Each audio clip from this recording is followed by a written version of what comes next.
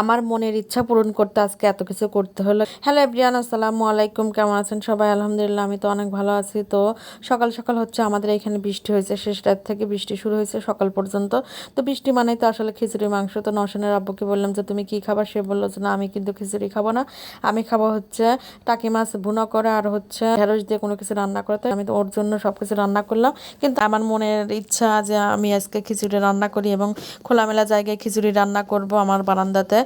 তো যে কথা সেই কাজ, মনকে খুশি করার জন্য আজকে এই আয়োজন। রান্না কিন্তু ঠিকঠাক সব কিছু করে রাখছি, ভাত রান্না করছি, তারপরে হচ্ছে মাছ রান্না করছি, ঢেঁড়স দিয়ে তরকারি রান্না করছি। তারপর মনকে শান্ত করার জন্য, মনকে খুশি করার জন্য আমার নিষ্ঠাভাবে কাজ করতে হচ্ছে, শুধু মনের ইচ্ছা পূরণ করতে।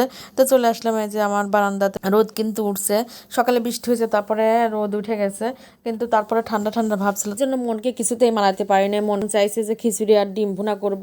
তো সেই জন্য চলে আসলাম। আসলে রান্না কিন্তু করাইছিল, এটা ইষ্টভাবে আমার খাটনি করতে হচ্ছে। তো ডিম সেদ্ধ উঠাই দিলাম, ডিমের মধ্যে একটু লবণ দিয়ে দিলাম আর তারপর পানি দিয়ে দিচ্ছি। ডিমের মধ্যে লবণ দিয়ে দিলে কিন্তু ডিমের খোসা তাড়াতাড়ি মানে ভালোভাবে ওঠে। তো তাই ডিমের মধ্যে লবণ আর পানি দিয়ে সেদ্ধ উঠাই দিলাম। তো এর মধ্যে হচ্ছে চাউলটা তো ধুয়েই নিয়ে আসলাম, এখন হচ্ছে খিচুড়িটা মাখাই দেবো। ডিম সেদ্ধ হতে হতে খিচুড়ি মাখাই দিচ্ছি আর ভাবতেছি যে যদি হচ্ছে আমি ওই খাবারগুলোই খাইতাম যা রান্না করছি, তাহলে কিন্তু আমার ইষ্টভাবে কাজ করতে হতো না। তো মনকে যেহেতু খুশি করতে চাইছি, তো এই কষ্টটুকু আমাকে করতেই হবে। মনের খুশির জন্য কষ্ট করতেছি। এই যে ডিম কিন্তু প্রায় সেদ্ধ হয়ে গেছে, খিচুড়িটা মাখাই দিচ্ছি। খিচুড়ি মাখাই দিয়ে ডিম নামায় তারপর খিচুড়ি উঠাই দেব। ডিমটা সেদ্ধ হয়ে গেছে, নামিয়ে ফেললাম আর খিচুড়ি উঠাই দিলাম। কোন কোন এলাকাতে বৃষ্টি হয়েছে অবশ্যই কমেন্ট করবেন। আমাদের কিন্তু সকালে বৃষ্টি হয়েছে। আর কে কে এভাবে খিচুড়ি রান্নার ইচ্ছা হয়েছে সেটাও কমেন্ট করবেন। আর এই যে দেখেন ছেলার সময় দেখতেছি কি সুন্দর হচ্ছে, ডিমটা খোসা উঠে যাচ্ছে। ডিমটা আসলে এইভাবে সেদ্ধ করলে কিন্তু ডিমের খোসা ভালোভাবে উঠে যায়। খিচুড়ি বলক উঠে গেছে দেখেন। আর আস্তে কয়টা রসুন ছেঁচে দিলাম। এর মধ্যে দেখি নওশানের আব্বু চলে আসছে।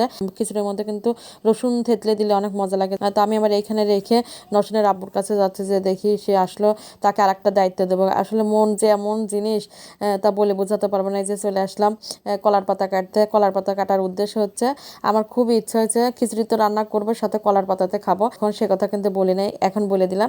নওশানের আব্বুকে আসা দেখে ভাবলাম যে যাই একটু কলার পাতাও কেটে নিয়ে এসে, কারণ হচ্ছে আমার মনটা চাইছে আজকে খিচুড়ি খেতে, কিন্তু কলার পাতাতে সেটাও পূরণ করে ফেলে। তো নওশানের আব্বু আসার সঙ্গে সঙ্গে, বলার সঙ্গে সঙ্গে ও হচ্ছে আমাকে কলার পাতা কেটে এনে দিলে। এর মধ্যে এসে দেখি খিচুড়ির অনেকটাই হয়ে গেছে। এর মধ্যে আমি পাতাগুলো রেডি করে কেটে ঠিকঠাক করে নিচ্ছি। আমি 3-4টাই কেটে নিছি, যে নওশানের আব্বুকে বলবো যে তুমিও খাও, দেখি সে কি বলে। তো পাতাগুলো ধুয়ে ঠিকঠাক করে নেব। এর মধ্যে খিচুড়িটা প্রায় হয়ে আসছে, আর একটু দমে থাকলেই হয়ে যাবে।